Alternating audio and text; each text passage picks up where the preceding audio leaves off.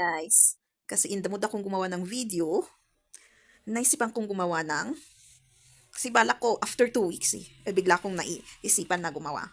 Na paano gawing positive or hindi egoistic yung message na gagawin or compliment mo sa isang tao. Kasi dahil sa insecurities, envy, jealousy, or dahil nakikita mo lang yung physical, which is yung mukha, tapos yung katawan.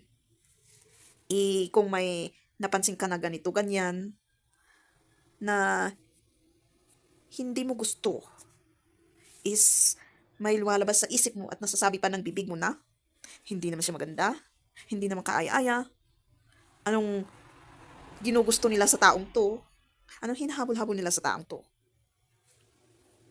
Parang i-shift mo yung selfish egoistic and prideful way of your, or negativity of your energy to positive.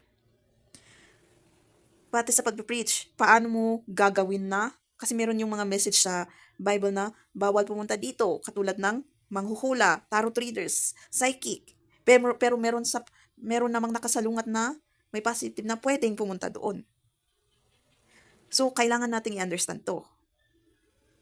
Lahat ng message na yun, na kami, na nakakaintindi beyond more at nakaka-connect, alam namin ang mga gamit nun.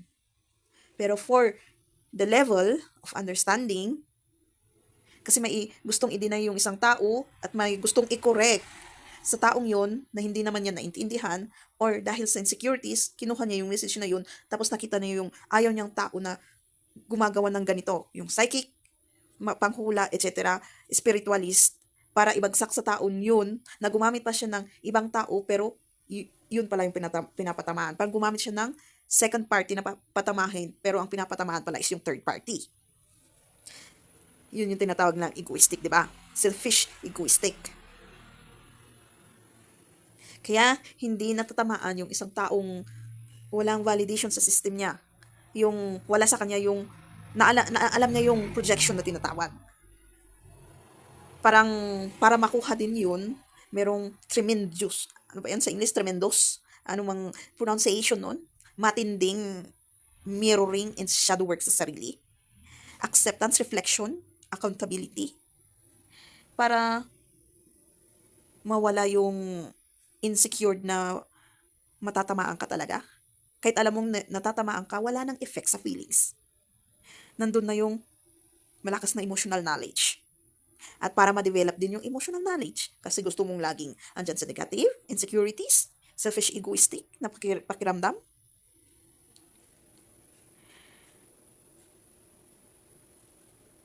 na ginagawa din actually ng ibang preachers, lalong-lalo kung ikaw na pastor or priest, or yung members nila na pumupunta dyan at naglalakad, nagsishare. Na instead, positive na nag-share ka, pero ang feeling nung tagapakinig is natamaan siya. Of course, meron yung positive, pero matatamaan siya kasi oo nga naman, may damdamin. Natamaan din yung ego. So, ang sisira sa isang tao is yung selfish ego niya. Instead, understand it deep. Pag nangyari na yun, yung natamaan ka, nasaktan ka, lalabas ng anger, hatred, anong pinagsasabi ng taong to, ayan, kailangan mo nang i-accept na dumating yun sa'yo. I-accept na dumating yung nasaktan ka, na-hurt ka, anger, kasi meron ding reflection doon. Accountable mo sa sarili mo. Aminin mo na nasaktan ka doon.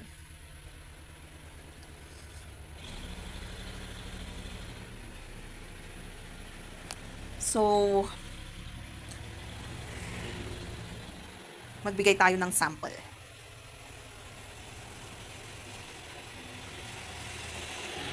Ano nga bang sample? Grabe.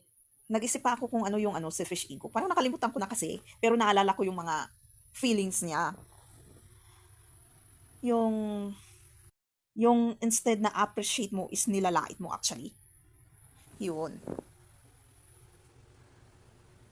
Na instead, para i-clarify mo yung isang bagay kung bakit ginagawa ng taong to, sinabi niya yun.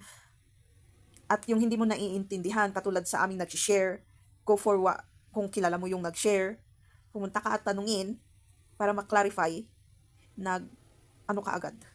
Nag-isip ka kung ano mang biglang pumasok na insecure ka, natamaan ka, and you didn't appreciate na nag-lead ng meron na kasing envy and jealousy doon eh.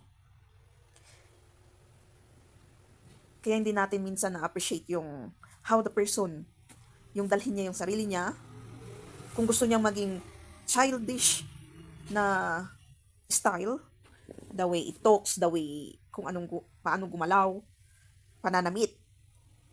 Kunwari, sabihin mo nga nagsisimba pero pag nasa labas, bakit nakadamit ng spaghetti, naka-pek-pek short? Appreciation na tinatawag, na nag-lead na ng, walang appreciation, na nag-lead ng judgment agad. Na hindi mo muna kinilala yung pag-uugali naman ng taong yun. Kaya minsan, pag nasaktan yung tao, kasi may tendency na i-chismis mo na, ala, itong taong to, palasimba, pero ganito naman manamit, ganito naman magsalita, yung pabara-bara. Paano kung yun yung gusto niyang style? Tapos mahilig pumunta-punta ka, nagbabar hopping kung ano-anong bar dyan, sumasayaw, tapos umiinom. Paano kung gusto niya nang gawin yun? Na-judge agad. Kaya pag nasaktan yung tao, ito naman sinasabi nila sa akin, kaya patutunayan ko sa kanila talaga na gagawin ko. Yun yung mostly. Seems so familiar. Pero alam pa rin naman natin yung limitations and boundaries. Kaya hindi tayo nag-lead to the extent na sisiraan natin yung sarili natin. Nung hindi pa tayo gising na gising. Yan ang sinasabi nila, sige, yun yung pakita ko. Yun yung sasabihin ng mga masasaktan. Patama kayo ng patama ng gusto nyong sabihin na nanggagaling sa maling judgment or selfish ego na hindi nyo alam na nasasaktan nyo na yung mga kasama nyo.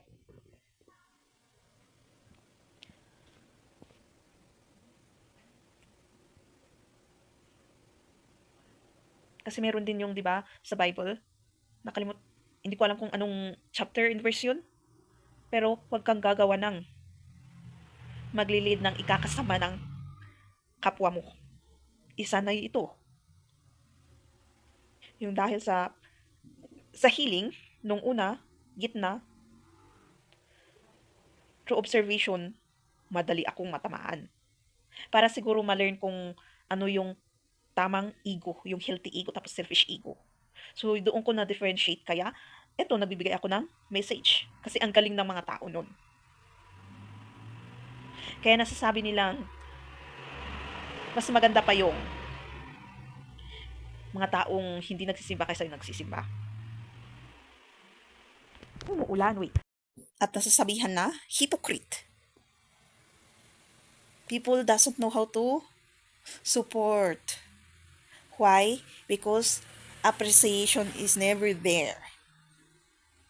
Simple appreciation, kung i-training kaya natin yung sarili natin through ourselves also. Yung gratitude is nagdadry yung truth ko. Appreciation. Para ma-shift ng positivity. Kaya wala yung totoong peace na kahit may mabigat na problema is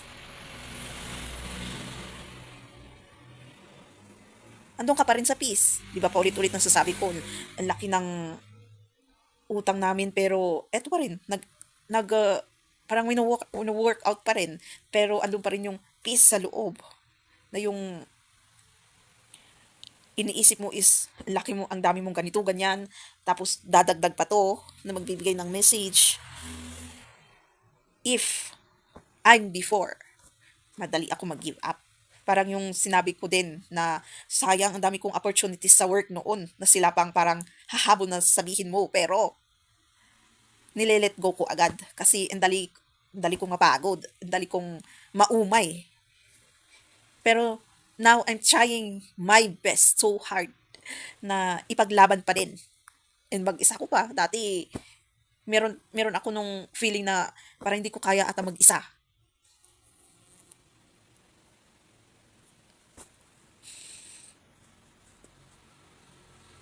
Weird. Itatak na lang kaya natin na kung kaya nung taong yun, kaya ko din. Isa din yun sa very proud ako sa sarili ko na kung kaya nun, di kakayanin ko din. Kahit edukadong tao yung gumawa. Ako hindi. Di, pwede ko ding i-level yung sarili ko sa materialistic world. Through what I have na resources. Kahit kung kinuha niya ng agad-agad at ako ay hindi ganun agad-agad, okay lang. Parang ganun, satisfaction, appreciation sa sarili. Kasi lahat ng pagbabago is sa sarili mo na totoo yun.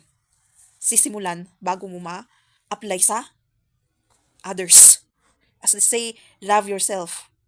Ay, baliktad. Love others as you love yourself. So, lost nga. Paano mo naman malalove yung others kung hindi mo love yung self mo? Evidence is already there. Kung meron ka pa rin namumuong insecurities dyan, okay lang yung insecurities kasi pwede pang i-save yun. Paano kung mag-lead ng matinding envy and jealousy yung insecurity na yun? And yung purpose, kung yun yung purpose mo na nalaman mo, makakontento ka na doon.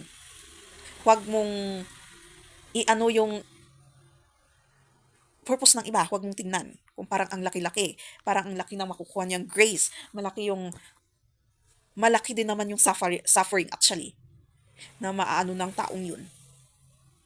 Kaya ako, alam ko, hindi nila naintindihan kung bakit kailangang too much perfect na meron yung materialistic world pag sa pag-aasawa. Kasi sabi ko nga sa aming kakaiba, dahil sa pagmamata ng iba na naglilid ng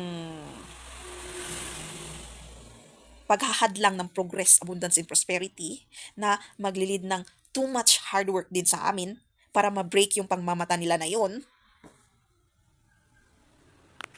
para maging blessings. Magpasalamat kayo na parang nandyan kayo na hindi ganun kahirap. Kasi meron din talagang hindi maniniwala na nahihirapan kami actually. Kaming kakaiba.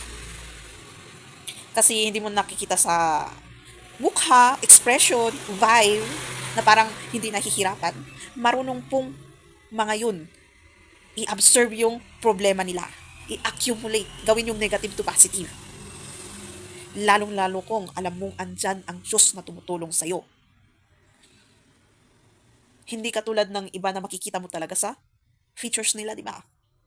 Na stress sila sa problema na nila, depressed sila, na hindi na nila alam ang gagawin nila. The choices lang is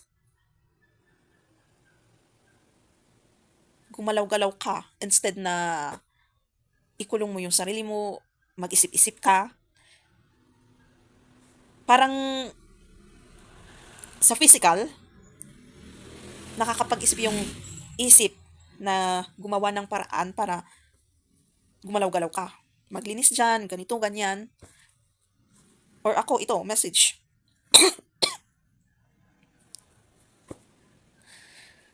Yung iba, di ba, magkukulong, hihilata sa kama. Na instead, yun yung ano, ayaw ko maging ganun. So, yun sasabihin ng isip. So, habang gumagalaw ka, actually, nag-iisip ka din. Parang yung nakahilata na ang daming iniisip.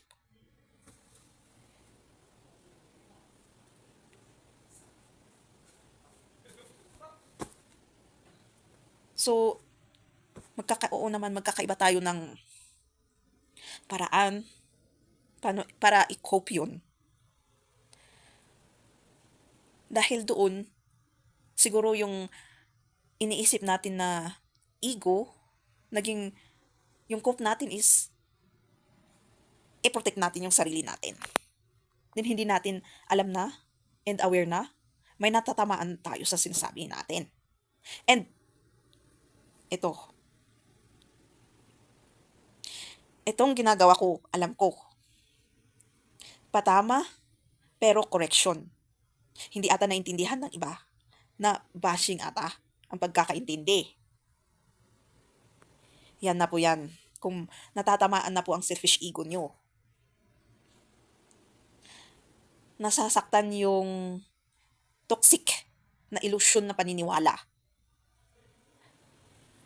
na dapat i-try nating i-reflect kung totoo ba talaga yung paniniwala na yun or hindi. Yung culture, kung yun na lang ang lagi mong nakikita, naririnig, at ginagawa ng tao, na parang na-apply din sa sarili mo na ina-apply mo na rin sa iba. Parang yung what you experience is what you are doing to others also. It's not good. It's okay if what you experience is goodness and you will do it to others, okay lang yun. Healthy. Pero yung the bad side.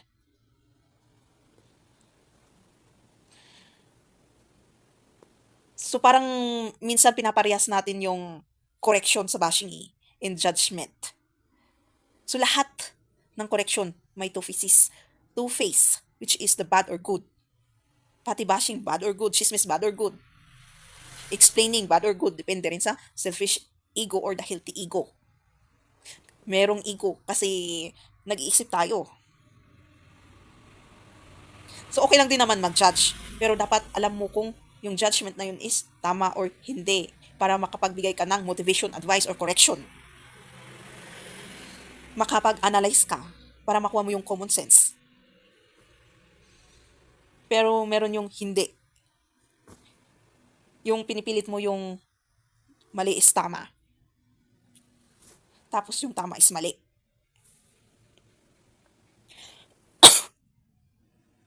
And of course, understanding natin yung levels of understanding din kung anong na-understand natin, yun yung levels na masasabi din natin. Through sharing or communication or how we explain things. Nadadry yung kailangan kong atang uminom. So, sana may naintindihan kayo sa topic na to. Kung paano gawing positive, yung negative. Or selfish ego to healthy ego. See you again in my next videos. Subscribe, click the bell notification, then comment.